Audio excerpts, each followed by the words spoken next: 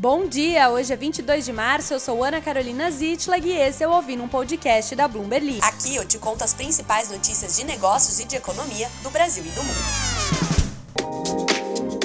Y esto es lo que le traigo de mi costa para que todo el mundo lo baile y que nadie se quede sentado porque será multado. Y vámonos todos con el baile costeño, pues va. Ay, arremanga la empuja la remanga. Bom dia! Coloquei essa música porque o meu vizinho tá ouvindo lambada, o que eu achei uma escolha muito inusitada de ritmo musical para as 9h25 da noite.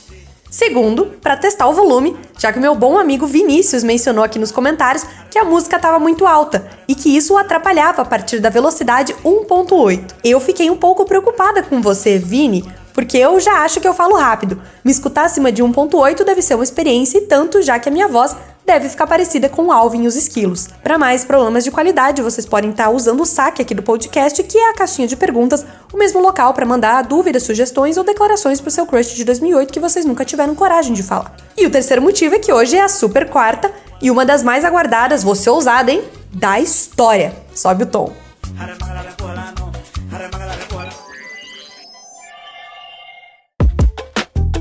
Americanas coloca à venda jatinho de 47 milhões de reais registrado no nome do Itaú. Um dos bens que a Americanas planeja vender para levantar recursos e pagar os seus credores é um jatinho de 2014, que foi comprado por 25 milhões de reais em 16 de abril de 2014. No entanto, o registro da aeronave na ANAC, a Agência Nacional da Aviação Civil, informa que ela se encontra em alienação fiduciária e que o banco Itaú BBA é o atual proprietário.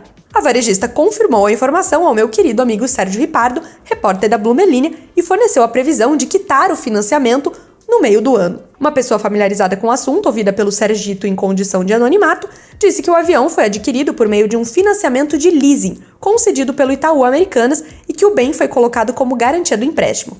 Leasing é um tipo de aluguel, mas que no final oferece a opção de compra do bem. Ou seja, a Americanas quer quitar parte das suas dívidas com um jato que ainda não é dela. A varejista confirmou que a linha de crédito do Finame BNDES, usada para aquisição da aeronave Embraer Phenom 300, foi obtida junto ao Itaú, com previsão de garantia fiduciária do próprio bem em favor da instituição financeira. Vou abrir aspas para a nota da Americanas. Por conta das características desse tipo de financiamento, a propriedade do bem alienado fiduciariamente é transferida...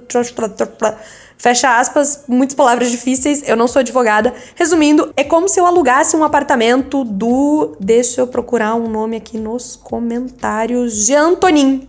Jean Tonin é um ótimo nome. É como se eu alugasse um apartamento do Jean Tonin, só que aí, no final do meu contrato de aluguel, o apartamento vai ser meu. O aluguel é tipo uma prestação. Só que para eu poder pagar o apartamento, eu preciso dar uma garantia pro Jean Tonin. Vai que eu paro de pagar essas prestações.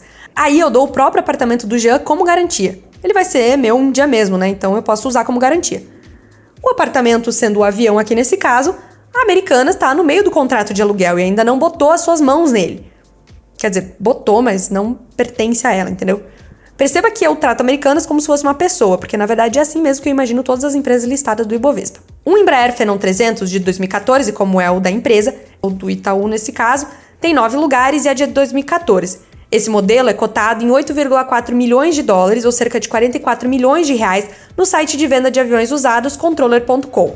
O plano de reestruturação cita que a aeronave foi adquirida por 25,59 milhões de reais, que o valor justo para o avião seria de cerca de 47 milhões de reais e que o valor de liquidação forçada seria o de 31,69 milhões. O Itaú, quando procurado pela Bloomberg, afirmou que não comenta um caso específico de cliente. Só que tem um outro detalhe também.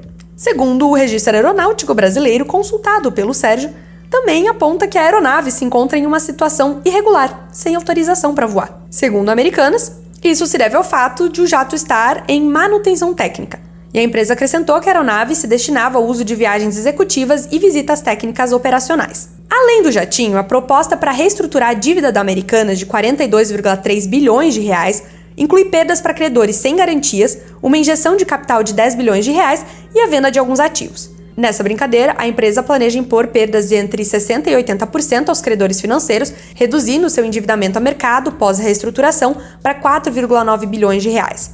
Mais uma vez, reitero aqui o ponto de que se eu tivesse apenas um de todos esses bilhões, vocês nunca mais ouviriam falar de mim. Próxima notícia. E para a próxima notícia eu vou chamar ele.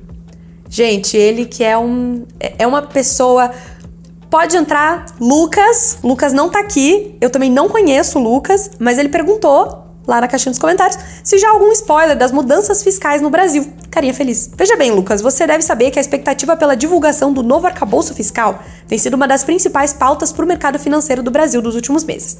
Para começar a explicação, venha comigo digitar no Google o que raio significa a palavra arcabouço, que me lembra calabouço, que é tipo a palavra prosperidade. Você não deseja muita prosperidade para alguém no aniversário da pessoa. Você só fala as palavras prosperidade entre os dias 31 de dezembro e 1º de janeiro porque é uma palavra de ano novo. O mesmo me parece com a palavra arcabouço, que foi inventada na língua portuguesa há mais ou menos 2 meses, quando a gente começou a falar mais seriamente sobre isso. Segundo o Google, deixa eu colocar meus óculos, esqueleto, armação dos ossos do corpo humano ou de qualquer animal.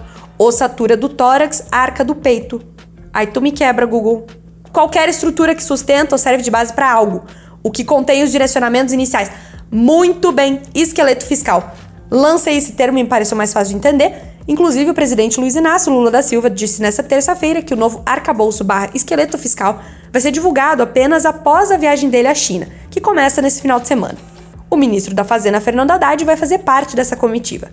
O esqueleto fiscal, meu novo termo, são novas regras que vão substituir o teto de gastos, que limita o crescimento de grande parte das despesas da União à inflação desde 2017. Acontece que a gente está num grande mistério sobre o que vai ter nesse novo plano. O líder do governo no Congresso, o senador Randolfo Rodrigues, da Rede, disse nessa terça que a nova regra não vai abrir exceção para gastos em áreas específicas como saúde e educação. Segundo ele, o ministro Haddad não detalhou uma excepcionalização de um ou outro item. Fora esse detalhe, que também não foi confirmado, nas últimas semanas circularam diferentes versões extraoficiais do que poderia ser a nova regra fiscal. Âncora de controle de gastos, trava a expansão da dívida federal, variação do PIB per capita para despesa. Eu não vou gastar os nossos neurônios aqui explicando agora o que é cada uma dessas coisas. Mas, em resumo, essa espera da nova regra está deixando o mercado mais aquietado e deve ser, inclusive, um dos motivos que vai levar o Banco Central do Brasil, nesta super quarta, a não indicar o que vai rolar na próxima reunião do Copom, que vai acontecer lá em maio. Isso porque, sem uma nova regra de teto de gastos, há mais incerteza no horizonte. Se há mais incerteza no horizonte, o BC não vai querer indicar agora em março o que pretende fazer lá em maio. E sabe o que isso quer dizer? Que chegou o momento, minha gente, chegou o momento de falar dela, a super quarta. Pode entrar a super quarta. Um dia de altas confusões e aventuras no mercado financeiro. Para isso, eu vou começar citando o meu ex-editor incrível Josué Leonel, que junto com a Maria Heloísa Capurro escreveram na Blume News justamente sobre o fato de que o mercado não espera uma sinalização mais clara do Copom, o Comitê de Política Monetária, sobre a reunião de maio.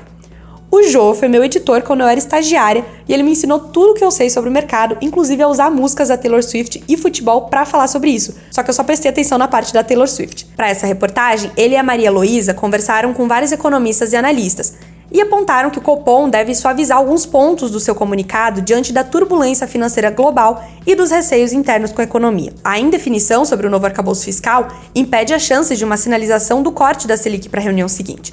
A curva de juros do mercado teve um forte alívio recentemente, precificando agora uma pequena chance do BC começar a cortar a Selic em maio. Nesse momento, ela está 13,75% e deve permanecer assim na reunião de hoje. Da mesma maneira, as apostas para o FONC, o Comitê de Política Monetária dos Estados Unidos, que também decide juros nesta quarta-feira, também recuaram e apontam agora para uma alta de 0,25 ponto percentual em vez de 0,50, que estava previsto antes da recente crise dos bancos. Os riscos de desaceleração global da economia a partir dos problemas dos bancos nos Estados Unidos e do Credit Suisse, a queda dos preços das commodities e os temores com o mercado de crédito local depois da derrocada das Americanas são os outros fatores que podem levar o Banco Central a amenizar o tom, segundo a reportagem.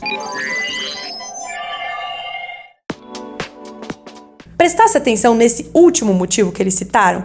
Temores com o mercado de crédito local depois da derrocada das Americanas? Pois então, a gente tem escutado de alguns gestores aqui na Bloomberg que há um receio generalizado de dificuldades em pegar dinheiro emprestado, e não só por causa das Americanas, mas também pelo atual patamar de alta de juros e principalmente por conta do momento do sistema bancário local, que ainda está assustado depois dos eventos das últimas semanas. Inclusive, uma pesquisa global do Bank of America com os gestores de fundos, divulgada nesta terça, apontou que um evento de crédito sistêmico substituiu a inflação persistente como principal risco para os mercados. É a primeira mudança no principal receio deles desde o estouro da pandemia. A pesquisa consultou 212 gestores com 548 bilhões de dólares sob gestão, sendo que um evento de crédito foi citado por 31% dos participantes como a maior ameaça. O levantamento foi realizado entre os dias 10 e 16 de março, exatamente quando estava rolando o colapso dos bancos americanos Silicon Valley Bank e Signature Bank, e um pouco antes da compra histórica do Credit Suisse pelo UBS. Além disso, a pesquisa mostrou que a percepção do investidor está próxima dos níveis de pessimismo vistos nas mínimas dos últimos 20 anos. E eu fui pesquisar uma piadoca sobre a série Wednesday, ou Wandinha, cuja personagem principal, caso você mora embaixo de uma pedra e não saiba, é muito pessimista. Mas aí eu perdi uns 10 minutos porque eu caí nos clickbaits de site de fofoca. Então, voltando aqui, mas sem piada, sobre a Wandinha. Além dos riscos de crédito, investidores estão cada vez mais preocupados com a economia, segundo o BofA, o Bank of America para os íntimos. A probabilidade de uma recessão subiu pela primeira vez desde novembro, com 42% dos participantes esperando uma desaceleração nos próximos 12 meses. Enquanto isso, as expectativas de estagflação permanecem acima de 80% há 10 meses consecutivos. Na série histórica do levantamento, os investidores nunca tiveram uma convicção tão forte sobre o cenário econômico. Resumindo, esses gestores estão convencidos de que teremos uma economia em recessão, com inflação alta e problemas de crédito. Show de bola! Que quarta-feira, hein? Que Wednesday! Wednesday. Alexa, como fala quarta-feira em inglês? Quarta-feira, em inglês é Wednesday. Wednesday! Quarta-feira, Wednesday, super quarta-feira, incrível, o meu cérebro entrega tudo, menos a pronúncia de Wednesday. Por hoje é só, eu falei muita besteira, e agora que eu tô terminando de escrever o roteiro, eu percebi que ele tem 8 páginas e que eu vou ter que ler tudo isso em voz alta, o que vai levar um tempão, porque às vezes eu gaguejo. Uma boa quarta-feira, uma boa Wednesday e até amanhã.